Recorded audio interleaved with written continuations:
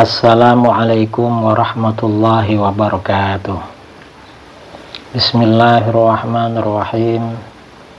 Alhamdulillahi rabbil alamin. Hamdan yuwafi ni'amahu wa mazidan. Wassalatu wassalamu ala asyrafil anbiya wal mursalin Sayyidina Muhammadin wa ala alihi wa sahbihi ajma'in, amma ba'du. Saudara-saudara kaum muslimin dimanapun Anda berada, tradisi yang telah dimaklumi di negeri kita di Indonesia, setiap akan memulai acara biasanya diawali dengan pembacaan surat Al-Fatihah. Baru-baru ini ada seorang tokoh Wahabi dari Saudi Arabia, namanya Asim Al-Hakim, membid'ahkan, mengharamkan, menyesatkan membaca surat Al-Fatihah di awal acara. Karenanya video kali ini kita berjudul membaca surat Al-Fatihah di awal acara sesatkah? Jawabannya jelas tidak sesat, bahkan dianjurkan. Video ini dalam rangka meluruskan Asim Al-Hakim, seorang Wahabi dari Saudi Arabia. Katanya tokoh Wahabi, tapi mungkin di Saudi tidak banyak didengar. Dia bukan tokoh penting sebenarnya di Saudi Arabia, cuma datang ke sini lalu viral di Indonesia. Nah, mengapa permulaan acara kita membaca surat Al-Fatihah? Dasar-dasarnya banyak sekali. Ini hadis ya, an Abdullah bin Jabir radhiyallahu an qala, dari Abdullah bin Jabir radhiyallahu an, beliau berkata, intahaitu ila Rasulillah sallallahu alaihi wasallam wa qad ahraqal ma.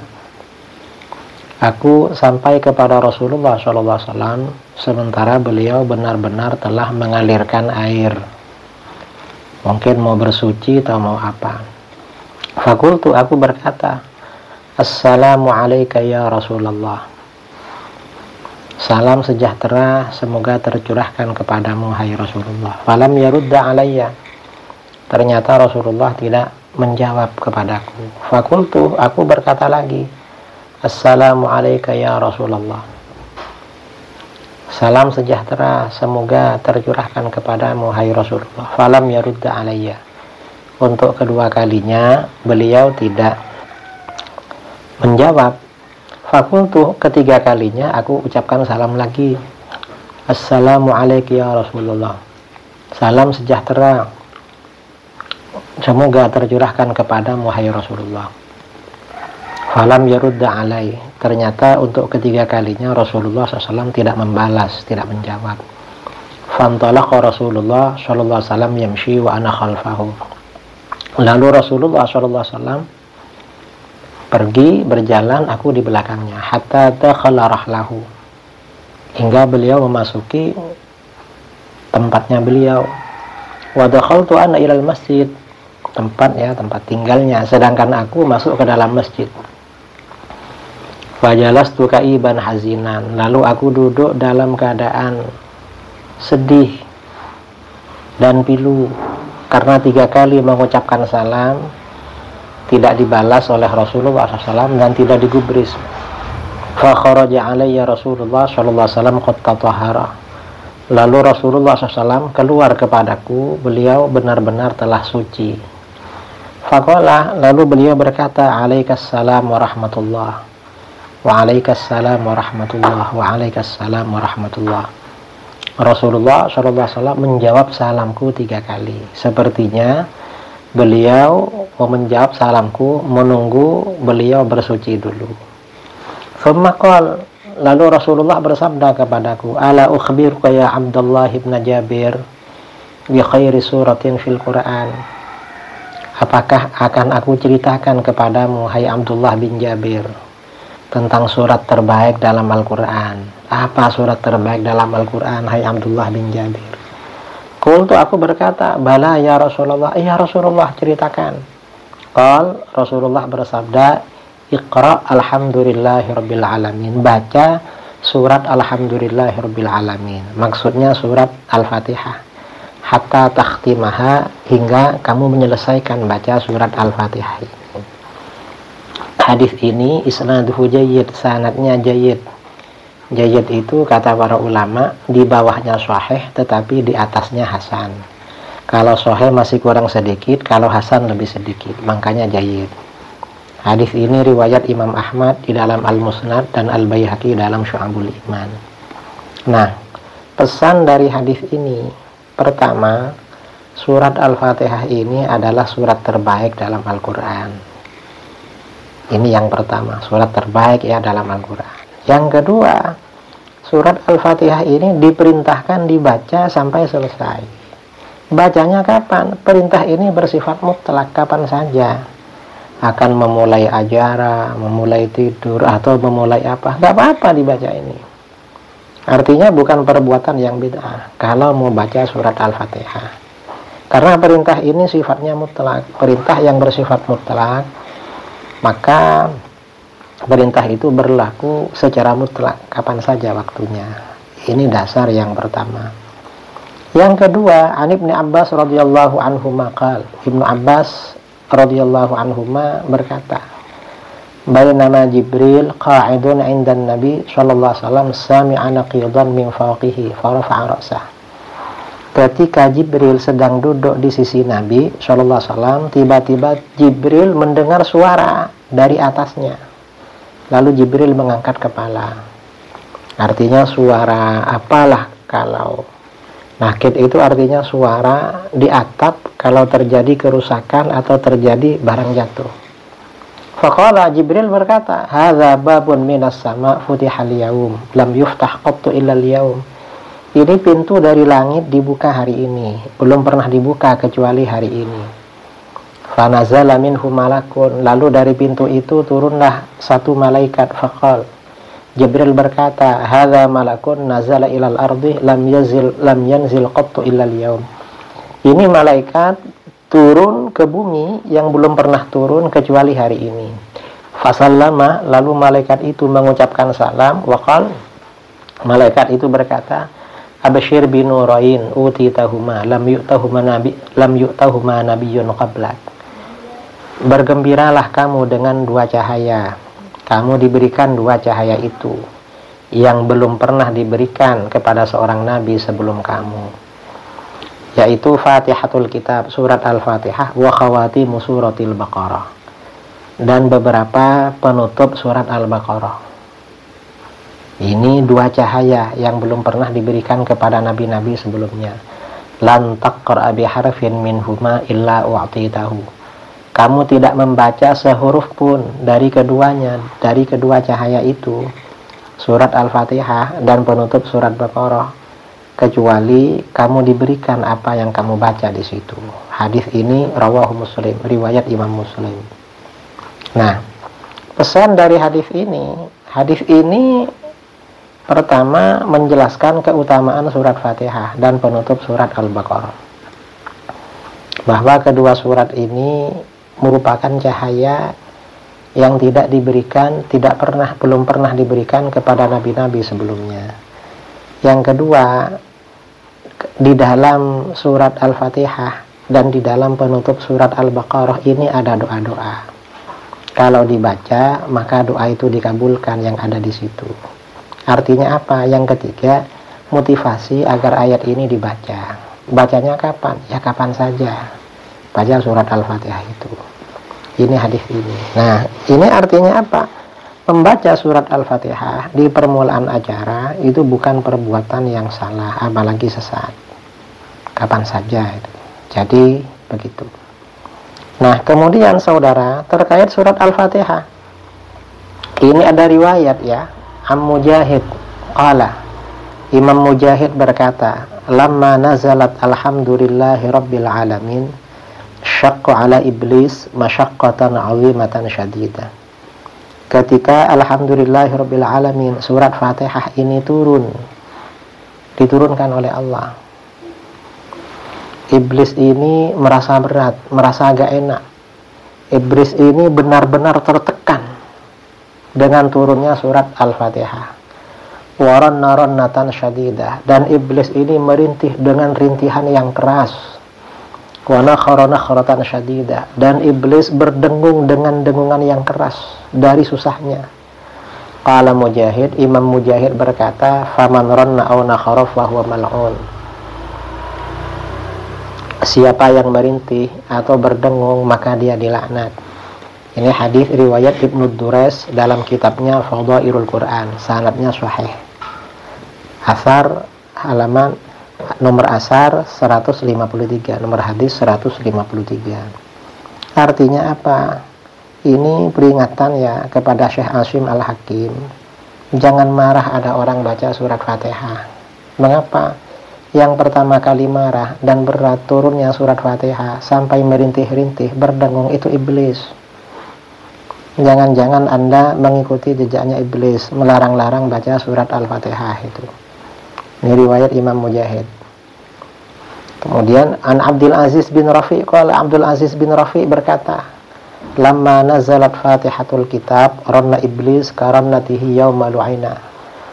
Ketika surat Al-Fatihah turun, iblis merintih seperti rintihannya ketika dia dilaknat. Rawahu Ibnu Durais fi Fadhailil Quran. Ini riwayat Ibnu Durais dalam kitabnya Fadhailul Quran. Jadi iblis ini ketika turun surat Al-Fatihah dia menangis, meraung-raung.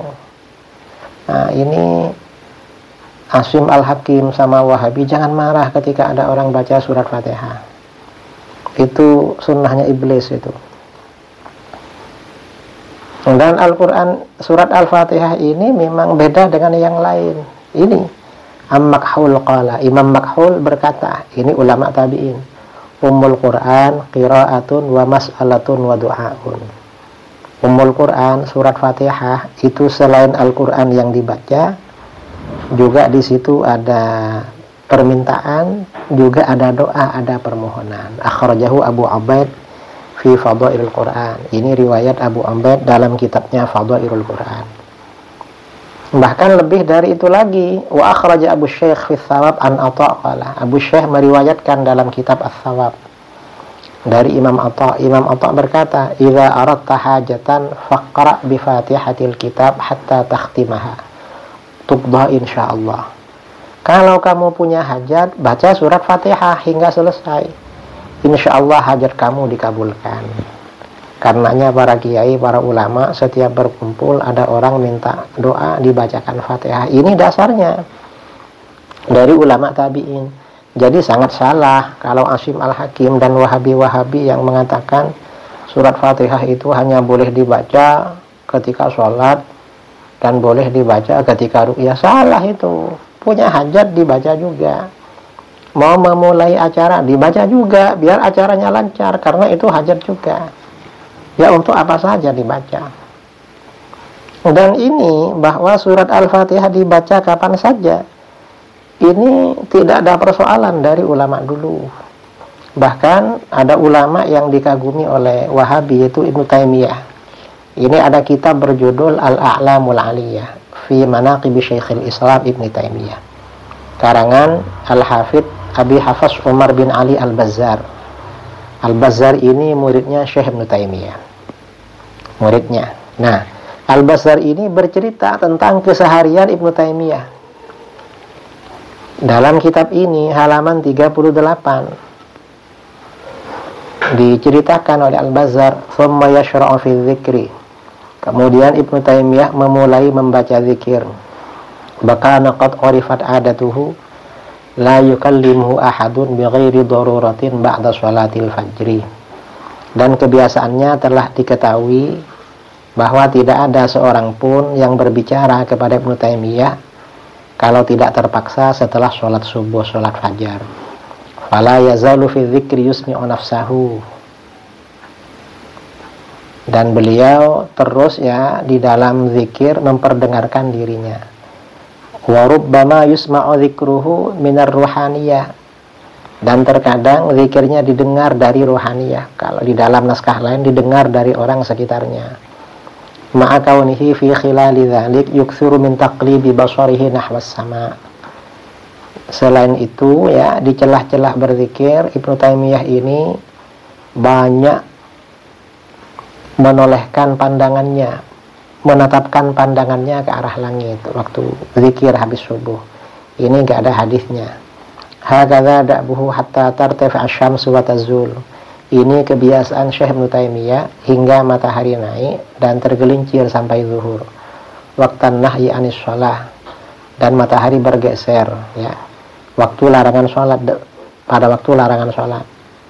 Lalu kata Al-Bazzar, wa kuntu muddati iqamati bi Dimashq mulazimahu jullan nahar wa katsiran minal lail. Ketika aku tinggal di Damaskus, aku mulazamah selalu bersama beliau sepanjang siang dan kebanyakan malam. Wa kana yudnini minhu hatta yujlisani ila janibi.